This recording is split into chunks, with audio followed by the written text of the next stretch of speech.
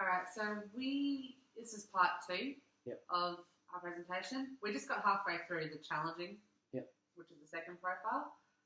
Just to summarise, what did we learn about this profile? Okay. That these types of students are like talented or maybe gifted in some way. They seem to be naturally like maybe academic or intelligent or something like that. But often their behaviour gets in the way of their success because they act out. And you also said that they, generally speaking, they come from a background or an environment of conflict. So typically, and you and I both recognise a student from our that probably fits in this category. I think that's. So I think we discussed them like their behaviours, but I'll also quickly rush through their social, social interactions. So they're usually a challenge to their peers, so they're either disruptive or they can bully, or they can just be really obstinate, I suppose. Not obstinate, that's a terrible word to use. Just all around disruptive. Well, can I say that in the case of like the person that we're thinking of, I don't think he was much of a bully, but he definitely like led people down a wrong path, and like students were like that without him would perform quite well and would actually stay on task and be like nice people, kind of Which is anyway, I'm not going to go into that at all. But so they tend to have a sense of humour and creativity as well. That is, as we know, the student that kind of really defines helps them with their peers. Yeah. Yes. All right. So they use that as a tool, I suppose. Yeah. So in spite of their creativity, type 2s often actually possess negative self-esteem.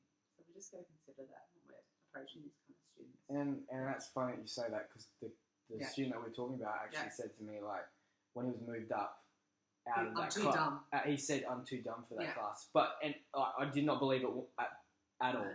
But he said, "I'm too dumb." So yeah, absolutely. It was his own. It was his own negative self-esteem that was getting in the way of his success as well. So we've just got to be careful as teachers with this kind of student. Yeah. We have to really examine them and see, are they acting out for a reason? Are they bored with the curriculum? We just got to be really careful. That's why it's important to identify these profiles. Yeah. So quickly move on to the third one, the underground. All right. So generally speaking, the underground talented students, gifted and talented students, are usually females. Yeah. All right. They have a need to belong or fit in, so they mask their abilities. Now, why do you think this is? Smart girls often put themselves in positions where they can be teased by other girls or guys. I don't know. I think the when you're in high school and middle school, some girls have this notion that ditzy, pretty girls are the ones that fit in and that guys will like, and they want to sort of emulate that. So they don't want to be challenge anyone. They'll be like easy. Yeah. Exactly. Yeah. Did you ever experience that? Do you think? To an extent. I can't really think of anyone who was ditzy but was actually smart. They were. I can. Can you? I absolutely can. You can't say that. You can't say that name. Okay. Yeah, she fits They're whispering. There was a girl. Sorry, we're whispering. There was a girl that we knew at our school, and she 100% fit that category, and she played dumb and said some of the most stupid things, and she just was really overall really intelligent, and she actually was in a lot of the high academic classes, like with me. So I knew that she was quite intelligent, and so she definitely fit into this, and she's female. So I can't really think of any guys I knew at school or any guys that I've Why do you think it's more female? Like I'm like asking generally. Why do you think more female than male? Because it's the gender stereotype that women are not that they're dumber, just that they're more perhaps subordinate, maybe, or they're passive, or they it's still that kind of old-fashioned. And Yeah. it is that old-fashioned thing. And also, I've seen a lot in my experience at school that generally speaking, the most boisterous in the class are males, and girls are typically quieter. So if we just kind of go in that, you can kind of understand that the talented people out of those groups would probably more likely be girls, and because guys compete against each other. Yeah. So guys probably don't usually fit the underground because they would they'd probably be more inclined to be like the challenging or maybe some other ones that I don't know of yet because you haven't showed us, but probably more like those ones. Yeah. Definitely, 100% agree. So how would you coax this kind of student to achieve academically to the best of their ability? Someone who is trying to master their... Sorry. Okay. So hang on. We'll go back. So, this kind of student would feel usually anxious or insecure being in this kind of environment where they're pressured to learn, because some teachers know what they're capable and they what I read, there's a tendency to push these students and insist they continue without really regarding how these students will be feeling. Like that, it's kind of that pivotal developmental age, where they're kind of fitting in, they don't know what they're doing, and it's having this kind of extent, and it might push them away from academics. Yeah. So without underplaying their achievements, I think it's important not to excessively make a point of congratulating them about their academic success. I remember this one incident when I first joined a school, so I was still socially on the outside, and I just joined a math class, and it was underneath the level that I should have been in.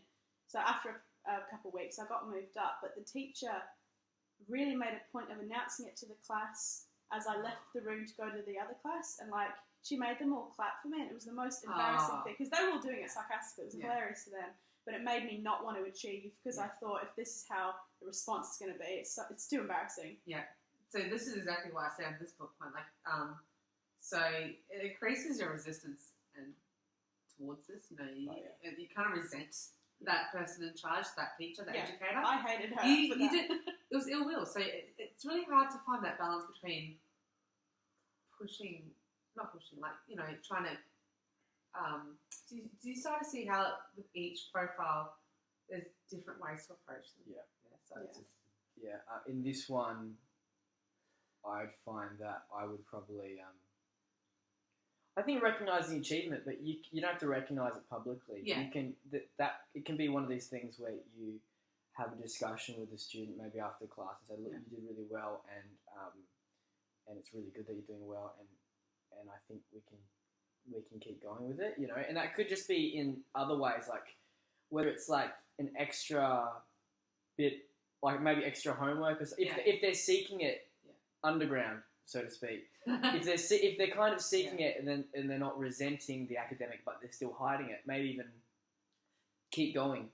Like there's no reason why it has to be above ground if the person is doing well. You know what I mean? And that's more of a social thing, it seems, than like an academic thing. So students have to be comfortable with themselves. So there's no point pushing a student to be outwardly academic.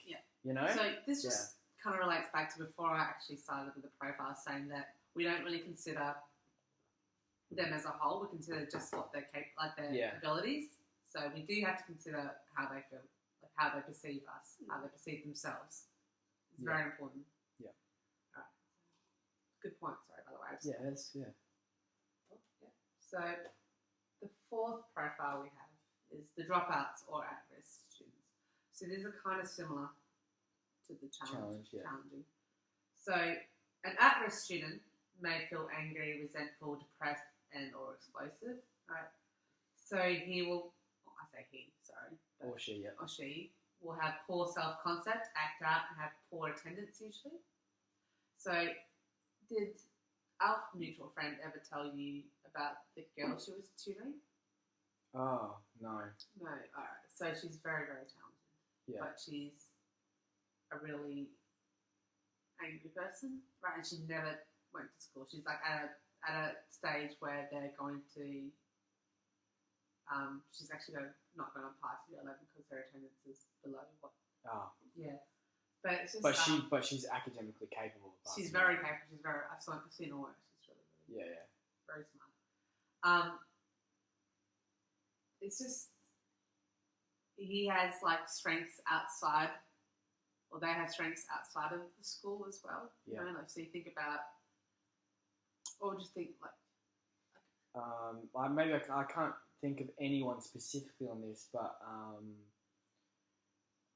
like I know there's a lot of just in general guys that they might be academic, but they like kind of get pushed in sports. Yeah.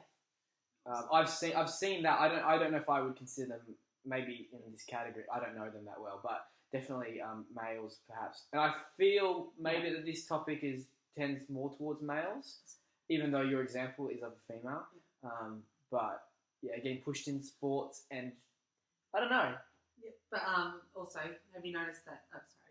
A lot of these students that are male are really strong in other areas like vet students. Yeah. You know, they're very hands-on. They're very logical with regards to TAFE courses. And do you remember? Oh, I can't say it, but so what I'm trying to say is that these students may not achieve academically, but they have strengths outside of the school, and that's what makes them gifted, and that's what makes them talented. Yeah, because they're talented. Yeah, so they're not necessarily talented at school style work. Yeah. Or gifted in school style work. Yeah. So school may feel like a hostile environment to them. Yeah. And it will feel irrelevant to his kind of life or her life. So, so I also feel that maybe with this one that that a student like this might feel resentful towards school because in like a school's eyes or in their classmates' eyes, they might be considered like a dumb student. A dumb student. You know what I mean? But they're not. They're just they're really good at these particular things. And I mean, I don't know of anyone like this, but you know of so many people that are famous. Yeah. But they were like school dropouts. Yeah. You know what I mean? So, so I don't know. I think Richard Branson was actually Mark Zuckerberg. Yeah, and dropouts. Yeah. I don't know if they found school. I don't know if they particularly fit this group, but just an example. You can see how there's talented people that don't necessarily fit the school mold. I have a good example, but it's Bender from The Breakfast Club. He's very good at mechanics. Yes. Do you ever watch? I haven't seen I've never seen The Breakfast You've never watched The Breakfast Club? Club. Sorry. Oh, fail. All right. So Bender in The Breakfast Club. He's really at risk. We can see in the photo. Yeah, look at him. He's a little stud, sex little thing. Yeah. So what made him gifted then? He was very talented outside school, so he was very good at sport. He's very not sports. He was very hands-on. Yeah. He could fix cars in a jiffy. Yeah. He's very practical person, even though his talents just lay outside of this kind of environment. All right. So I think of was it Ponyboy or something from The Outsiders? All right, don't worry about it. But I can think Jacob of Creek from Looking for Alibrandi. Or no, I haven't read that. Or the Fonz from Happy Days, because he's really smart and he had glasses. Okay. Right, lame. Yeah, I haven't watched. I know who he is. None of us have watched the same show, have we? I know. None of us. I'm on a different planet. Alright, so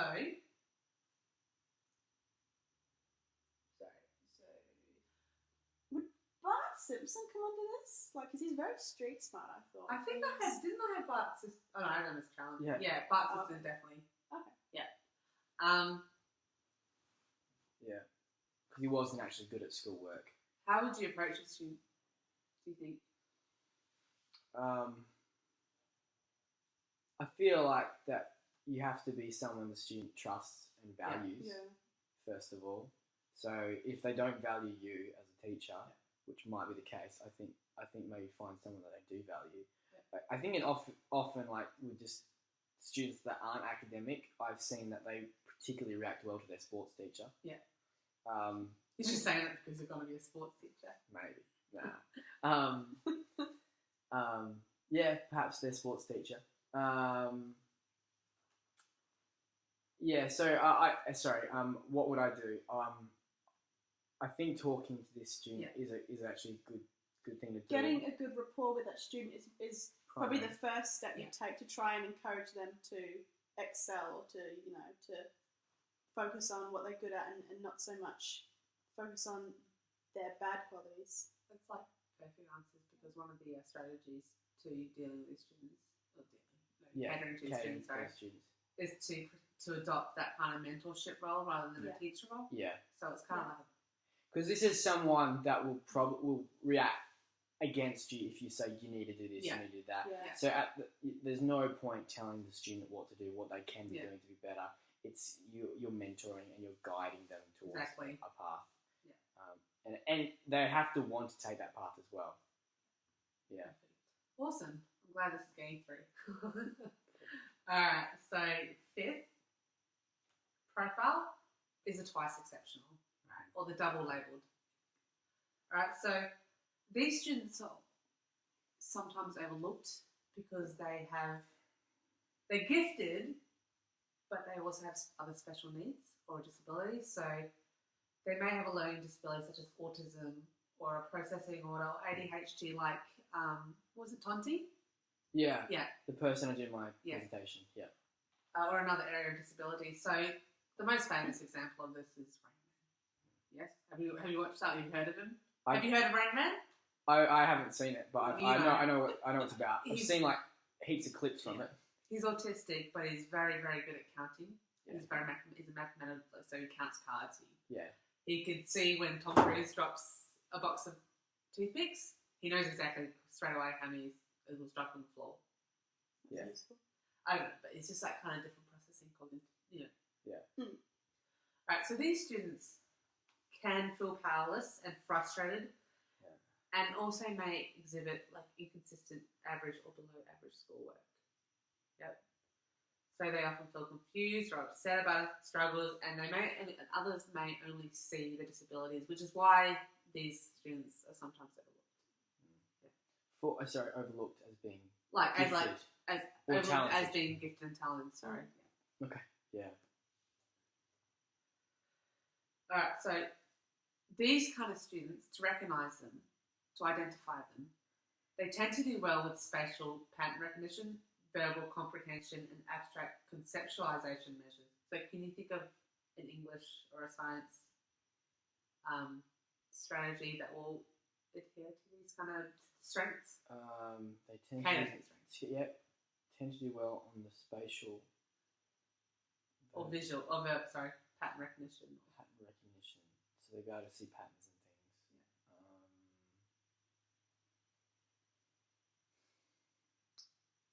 and things. To be honest, there's not off the top of my head. I don't know if this isn't really. I don't know. I think a lot of the ways it's the way you teach students. Yeah. So if you've got a student in your class that perhaps is better at these things, then regular lecturing style teaching just doesn't comprehend. Yeah. So I don't know if that actually answers what you're saying, but the strategies would have to be. I don't know if they're recognizing it's hard to say because I'm thinking someone who's like more visual and can see into things, but that might not be what you're speaking of exactly. To be honest, I think I know of someone who fits this bill. At our school. There was a student who had he had some sort of autism or something. And he is an incredible drawer. Is he? Amazing. I saw his and awesome, portraits of people. Some of those people who, funnily, didn't want to be drawn. You know what I mean? So, and he wasn't very well liked. Yeah. And I saw how he was like in class, and he was very difficult to do stuff. But at the same time, he had quite a decent vocabulary compared to maybe his classmates, and Yeah, I can see what you mean by abstract, but to be honest, he was probably someone who was most had most issues in classes, Yeah. and teachers didn't know how to deal with it.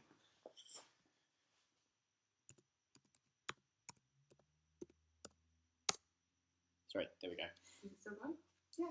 Still going. So these students tend to be creative problem solvers as well. So did you find that particular student? Was Yeah, creative? perhaps Yeah. his descriptions of things within class were like very outlandish, and his thinking pattern seemed to be very like almost strange for the class. But you can see how it fits into this. Abstract. It fits in with the abstract ideas. Yeah. Right. So these twice exceptional students, in order to avoid low self-esteem and in order to try to get them to achieve their full potential, these students need an emphasis on challenging the areas in their strength. Yes. So with Rain Man, is mathematical strength. Yes. I would say sorry, I don't know if you touched on this, but with that student, one-on-one, I know you can't necessarily give it in a class, but one-on-one seemed to do really well for him. Yeah. He was able to get work out quite well, quite efficiently. Yeah. So if that might be a strategy if it's available. Awesome. Can you want to add anything?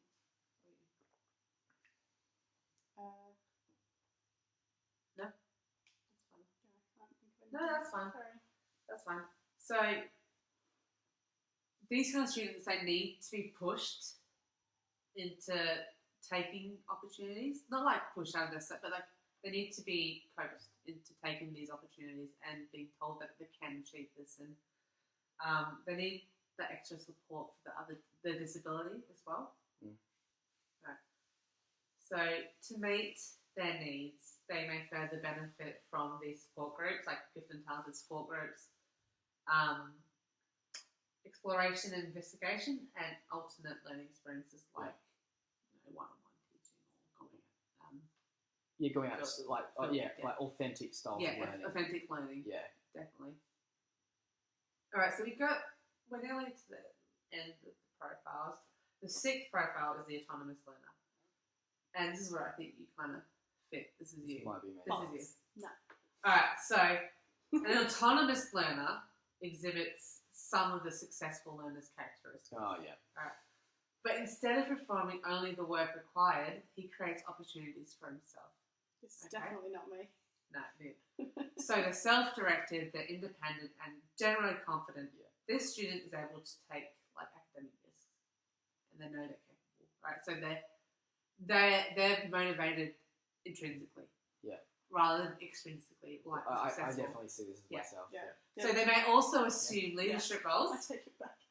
They may also assume leadership roles, but they can suffer from isolation, right? Because they can be that much accelerated in front of their peers.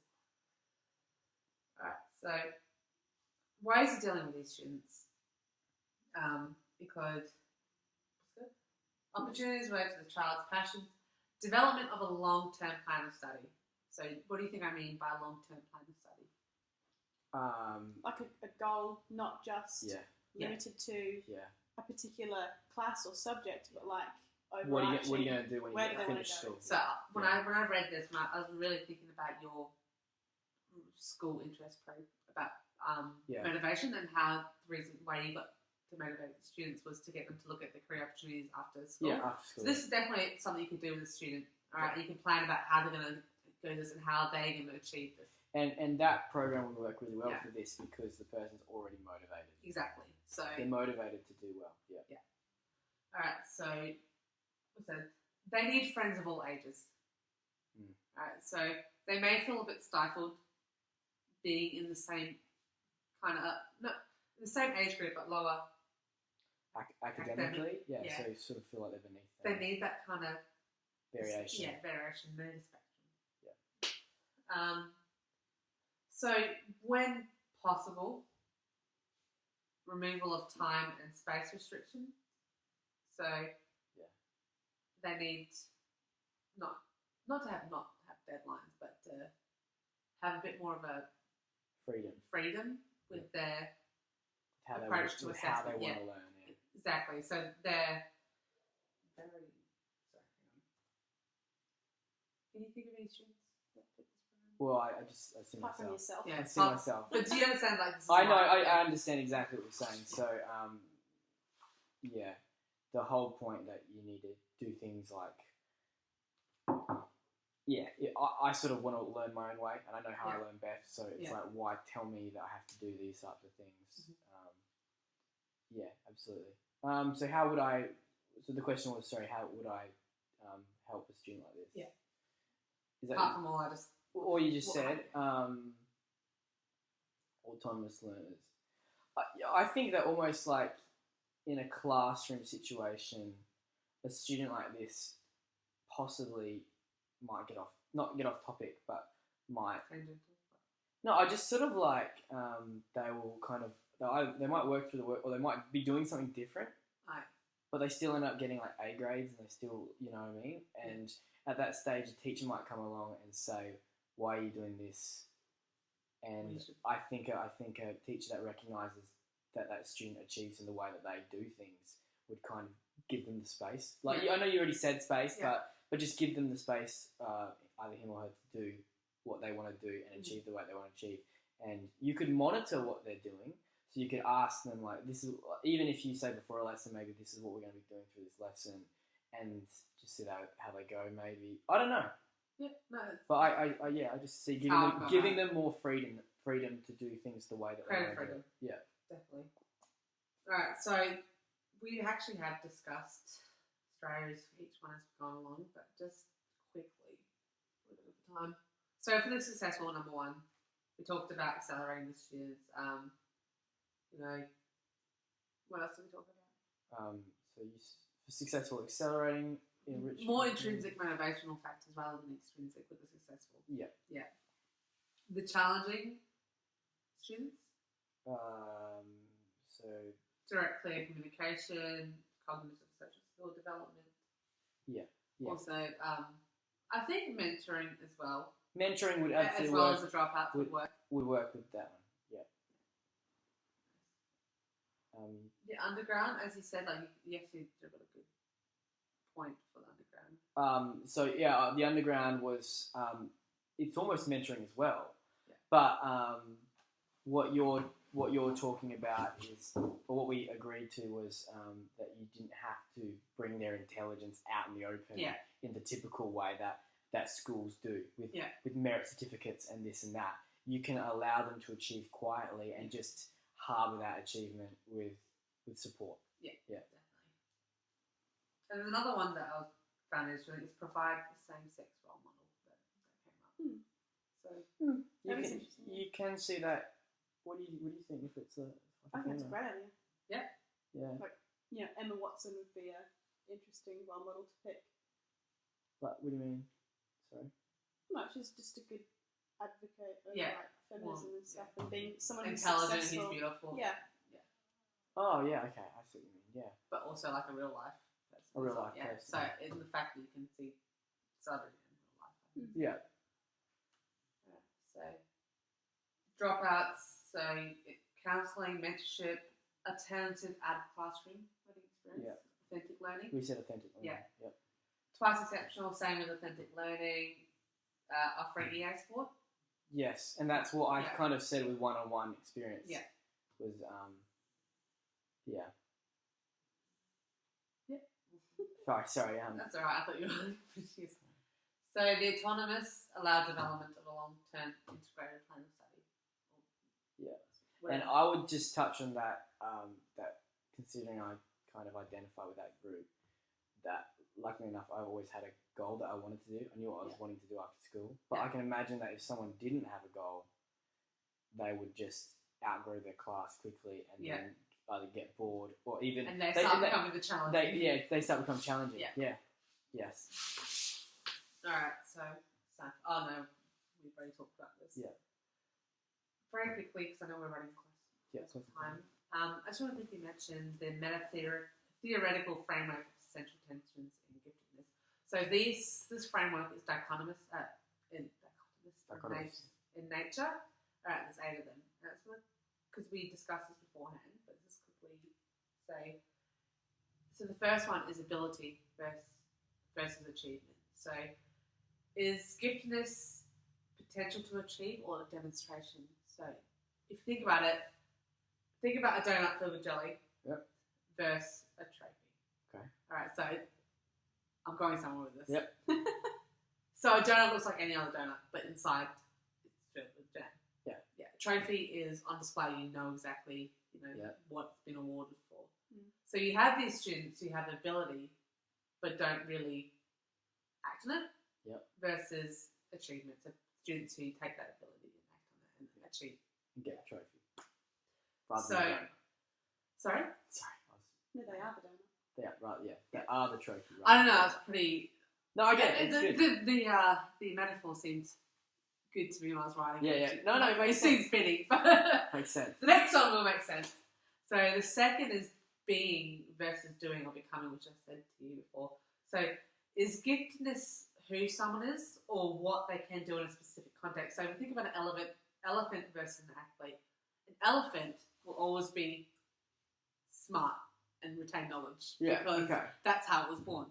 Yeah. Yes. Whereas an athlete, to be able to win or achieve, they have to constantly practice and act upon it. Yeah. Yes? Yeah. Okay. They have to become. Yeah. Or a musician. Because they weren't born an athlete, but the elephant was still born an elephant. Yeah. Thank you. It's not as abstract as that. Yeah, no, I get it. It's good. It's good.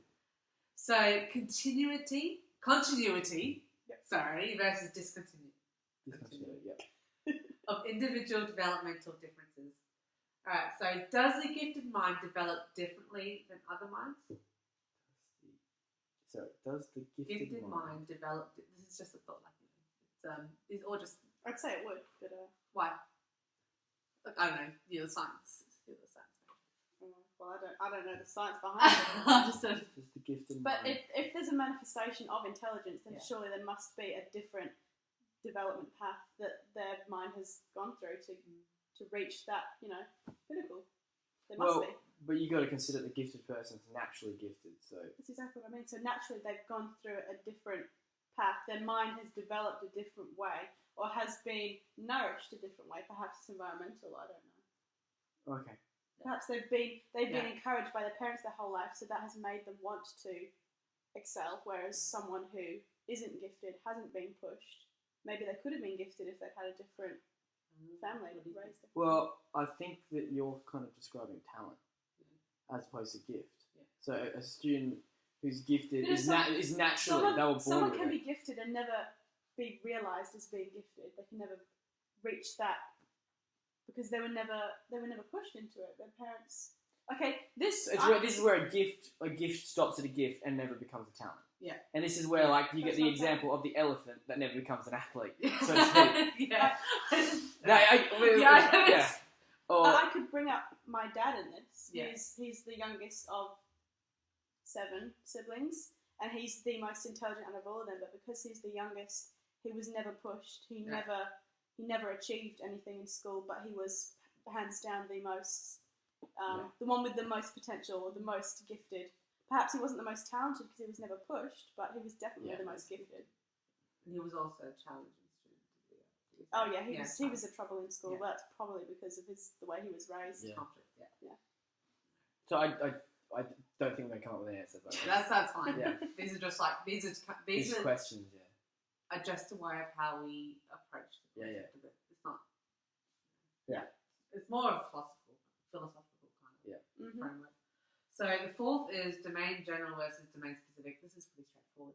So are they a jack of all trades, or do they excel? Oh, sorry, not jack of all trades. Do they excel at everything, or just one specific area? Yeah. So you were talking about maths.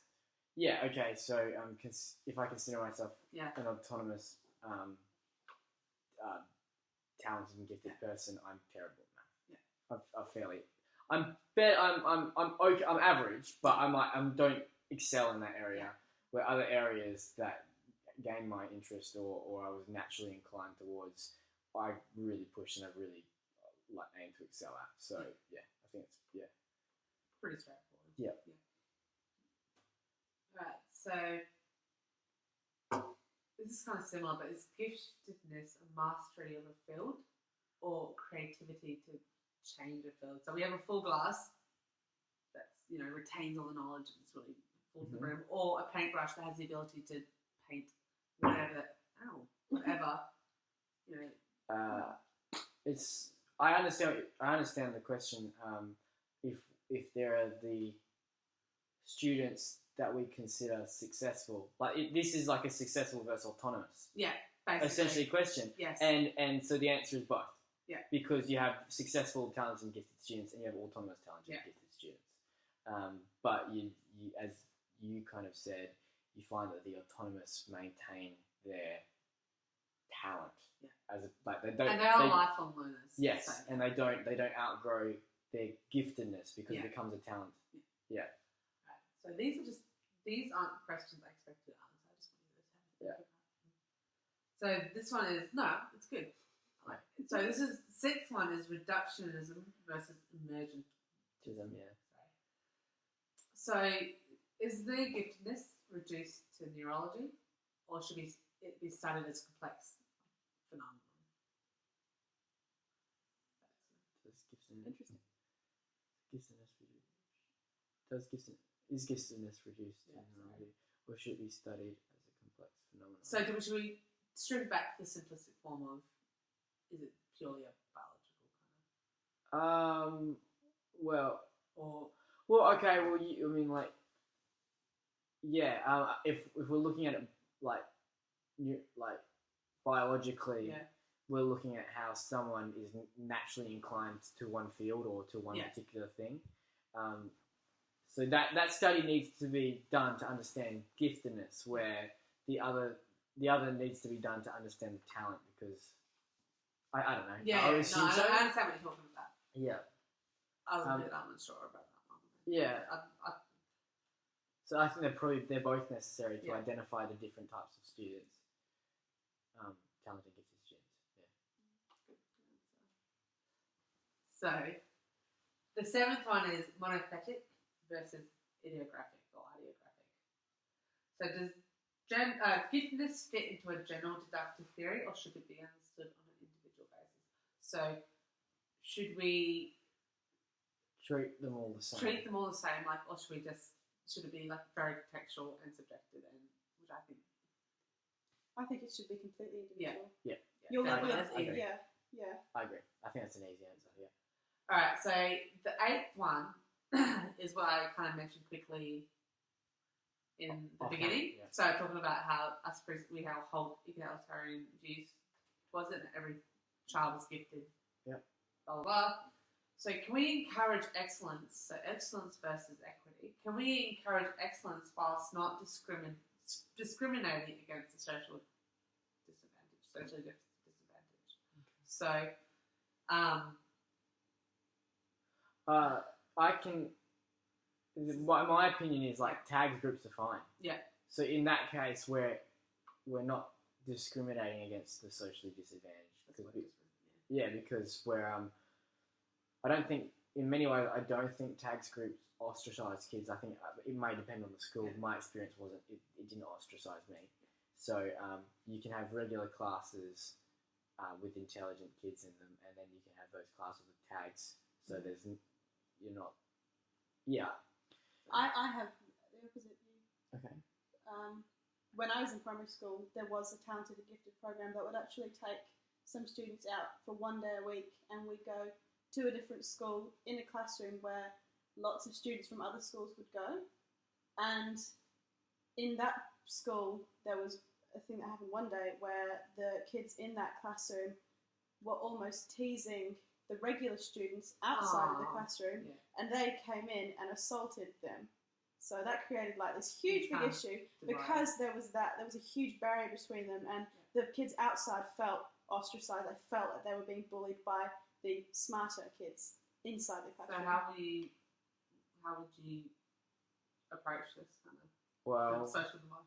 Sorry. I mean, at the end of the day, there is there's a specific curriculum that needs to be taught, and if you have an ability within your classroom to have what needs to be taught and maybe extending it, I think there's an ability within the classroom for talented and gifted students to be